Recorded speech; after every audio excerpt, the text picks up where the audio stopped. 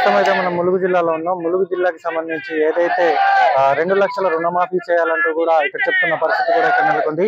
ఏదైతే దీనికి సంబంధించి మనం చూసుకోవచ్చు, చాలా కాలం నుంచి కూడా ఈ 2 లక్షల రుణమాఫీ గురించి అయితే అనేక ఆరోపణలు అయితే వెలువెత్తుతున్న సిచ్యువేషన్ కూడా ఉంది. ఈ నేపథ్యంలో జై తెలంగాణ అంటూ నినాదంతో ఇక్కడ ముందుకు వెళ్తున్న పరిస్థితి కూడా ఉంది. ఈ నేపథ్యంలో అసలు కొంతమంది బీఆర్ఎస్ పార్టీ నాయకులు ఉన్నారు. అసలు వాళ్ళని అడిగి తెలుసుకునే ప్రయత్నం చేద్దాం. చెప్పండి సార్, అసలు ప్రధానంగా మీరు ఏమని డిమాండ్ చేస్తున్నారు?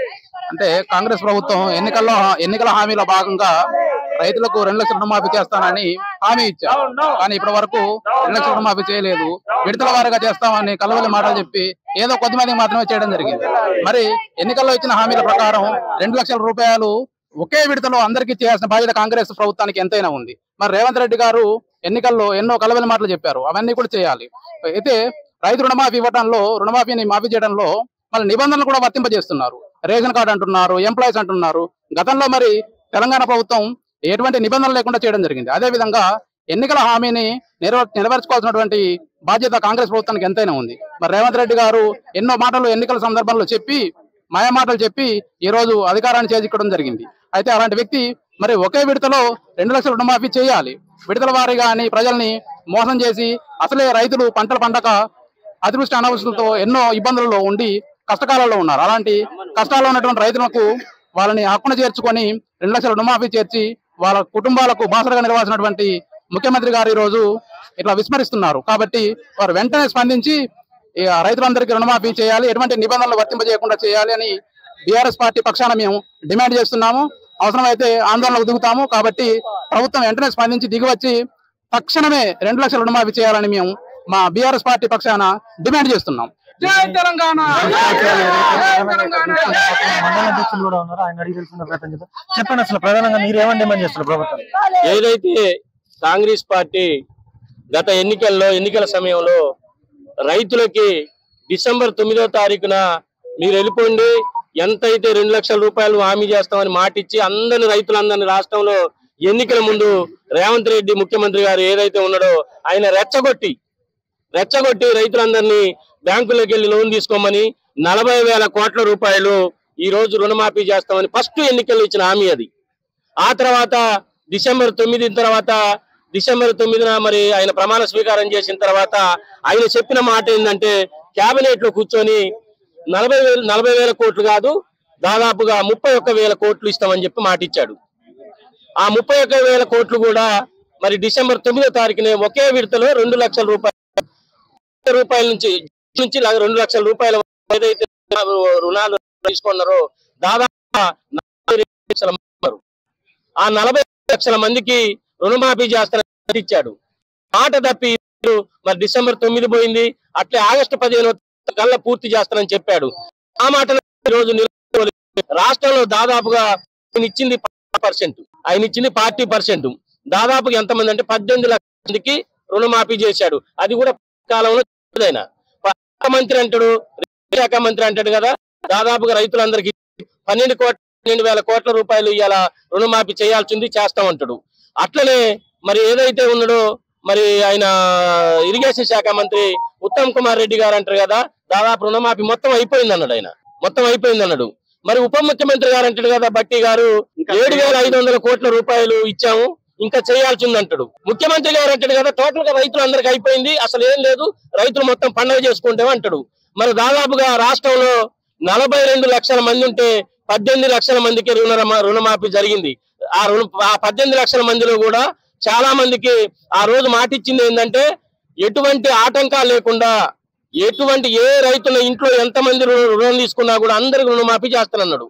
మరి ఈ రోజు చిన్న అటెండర్ ఉంటే రుణమాఫీ కట్ అంటా ఉన్నాడు, రేషన్ కార్డు లేకపోతే రుణమాఫీ కట్ అంటా ఉన్నాడు, పాస్బుక్లు ఉన్నా కూడా అన్నదమ్ములకు ఉంటే ఆ అన్నదమ్ములు ఎవరికి ఇవ్వం, ఆ ఇంట్లో ఎవరికి ఇవ్వమంటా ఉన్నాడు. మరి ఇన్ని ఆంక్షలు పెట్టి ఈ రోజు రైతాంగాన్ని మొత్తం నాశనం చేస్తా ఉన్నాడు. టోటల్ గా ఆయన చెప్పిన మాట ప్రకారం ఈ రోజు వరకు అయింది 7,500 కోట్లు. మరి ఆయన చెప్పిన మాట ప్రకారం 31,000 కోట్ల రూపాయలు ఇలా రాష్ట్రంలో ఉన్న ప్రజలందరికీ రైతులందరికీ ఇవ్వాల్సి ఉన్నది. అది ఇచ్చేదాకా కాంగ్రెస్ పార్టీని ముఖ్యమంత్రిని వంద పెడతాం. రైతులందరితోని రాష్ట్ర వ్యాప్తంగా కేసీఆర్ గారి నాయకత్వంలో దాన్ని ముందుకు చేసి 2 లక్షల రూపాయలు ఏకకాలంలో రైతులందరికీ రుణమాఫీ చేయాల్సిందే. చేసేదాకా ఆయన్ని వదలం. రాష్ట్రంలో ఎక్కడ కూడా రైతులందరినీ కూడగట్టుకొని ఆయన్ని దిగ్బంధం చేసి ఖచ్చితంగా అది సాధించి తీరుతాం. రైతు రుణమాఫీ చేసేదాకా ఆయన్ని వదిలే ప్రసక్తే లేదు. అట్లనే మరి ఏదైతే రుణమాఫీ అన్నాడో ఈ రోజు తెలంగాణ కేసీఆర్ 9 ఏళ్ల పరిపాలనలో ₹1,00,000 రుణమాఫీ చేశాడు ఏకకాలంలో. టోటల్ గా ఈ రైతాంగాన్ని దృష్టిలో పెట్టుకొని రైతు బంధు మొత్తం టోటల్ గా కలిపి 1,02,000 కోట్ల రూపాయలు ఈ రాష్ట్రంలో రైతాంగానికి ఇచ్చాడు. ఈ 9 ఏళ్ల కాలంలో ఆయన ఇచ్చింది 17,000 కోట్లు పండగ చేసుకుంటాడు రాష్ట్రంలో. మరి కేసీఆర్ గారు 1,02,000 కోట్లు రైతు బంధు గాని రైతు రుణమాఫీ గాని ₹1,00,000 చేశాడు. ఆనాడు రైతు రుణమాఫీ చేస్తే కేసీఆర్ గారు 42 లక్షల మందికి మరి రుణమాఫీ చేశాడు. 31,000 కోట్లు చేశాడు. 22,000 కోట్లు ఆ రోజు చేశాడు. మరి 22,000 కోట్లు 41 లక్షల మందికి ₹1,00,000 ఇస్తే ఈయన మరి 17,500 కోట్లు ఇచ్చి రుణమాఫీ రాష్ట్రంలో మొత్తం అయిపోయింది అంటాడు. దొంగ మాటలు, దగా మాటలు, కాంగ్రెస్ పోరమోగు మాటలు చెప్తా ఉన్నది. ఈ రోజు రైతాంగాన్ని మరి ఏదైతే హామీలు ఇచ్చాడో ఆ హామీలన్నీ సర్వనాశనం చేశాడు. ఇలా గ్యాస్ అన్నాడు, గ్యాస్ కు డబ్బులు పడట్లేదు, ₹1 కూడా పడట్లేదు. ఇలా పరిస్థితి ఉన్నది. 2,500 అట్టేపోయింది, నిరుద్యోగ వృత్తులను అట్టేపోయింది, అన్ని అట్టేపోయింది, సర్వనాశనం చేశాడు. కాబట్టి రైతాంగం ఈ రాష్ట్రంలో కూడా ఏకమయ్యి కాంగ్రెస్ పార్టీ మోసపూరిత విధానాలు ఏదైతున్నాయో, మోసపూరిత హామీలు ఏదైనా ఉన్నాయో వాటన్నిటి మీద కేసీఆర్ గారి నాయకత్వంలో రేపు రానున్న రోజులలో కేటీఆర్ గారి నాయకత్వంలో రైతులందరితోని సామాజిక వర్గాలు ఏదైతే అన్ని వర్గాలను కలుపుకొని రాష్ట్ర వ్యాప్తంగా సమర సంకారం పూరించి కాంగ్రెస్ ఏదైతే మోసపూరిత హామీలు ఇచ్చిందో ఆ హామీలు అమలు చేసేదాకా కేసీఆర్ గారి నాయకత్వంలో పార్టీ ప్రజలందరికీ సహాయపడుతూ ఉంటుందని ఈ సందర్భంగా తెలియజేస్తూ ఏదైతే 2 లక్షల రుణమాఫీ ఉందో ఏకకాలంలో రుణమాఫీ చేయాలని ఈ సందర్భంగా డిమాండ్ చేస్తున్నాం. ఇది పరిస్థితి. మనతో పాటు కొంతమంది నాయకులు కూడా తెలుసుకునే ప్రయత్నం చేద్దాం. చెప్పండి, అసలు కారణం ఏంటి? అసలు ఈ కాంగ్రెస్ ప్రభుత్వం వచ్చిన తర్వాత ఒక 6 నెలలు గ్రేస్ పీరియడ్ వేయాలనే ఉద్దేశంతో ఏ విధమైన ఆందోళన కార్యక్రమాలు చేయకుండా గవర్నమెంట్ కు సహకరించాలి, కొత్తగా వచ్చిన గవర్నమెంట్ ని కూడా మనం సహకరించాలి, వాళ్ళు ఇచ్చిన హామీలన్నీ కూడా అమలు అయ్యేటట్టు చూడాలని ప్రయత్నం చేశాము. అందులో భాగంగా రేవంత్ రెడ్డి గారు చెప్పినన్ని అబద్ధాలు మన 24 రాష్ట్రాల్లో ఉన్న ముఖ్యమంత్రులు ఎవ్వరూ కూడా ఇన్ని అబద్ధాలు చెప్పుండరు. పిల్లలకి, చదువుకున్న పిల్లలకి స్కూటర్లు ఇస్తా అన్నాడు. నేను ముఖ్యమంత్రిని అయిన మొదటి సంతకమే రుణమాఫీ మీద ఎటువంటి నిబంధనలు లేకుండా నేను సంతకం పెడతా అన్నాడు. అలాంటిది ఇవాళ లేనిపోని నిబంధనలు పెట్టి బ్యాంకుల చుట్టూరా వాళ్ళ వ్యవసాయ పనులని వదిలేసుకొని తిరిగే పరిస్థితికి రైతులను తీసుకొచ్చాడు. కేసీఆర్ గారి హయాంలో ఖరీఫ్లో గాని రబీలో గాని ఆ టయానికి రైతుకి చేయూతగా రైతు బంధు పథకాన్ని 100కి 100% అమలు చేస్తే ఇవాళ కాంగ్రెస్ ప్రభుత్వం వచ్చిన ఈ 8 నెలల కాలంలో రైతు బంధు పథకం అనేది రైతులు, తెలంగాణలో ఉన్న ప్రజలు మర్చిపోయే పరిస్థితికి ఈ రేవంత్ రెడ్డి గారు తీసుకొచ్చాడు. ఇలాంటి దుర్మార్గమైన పరిపాలన.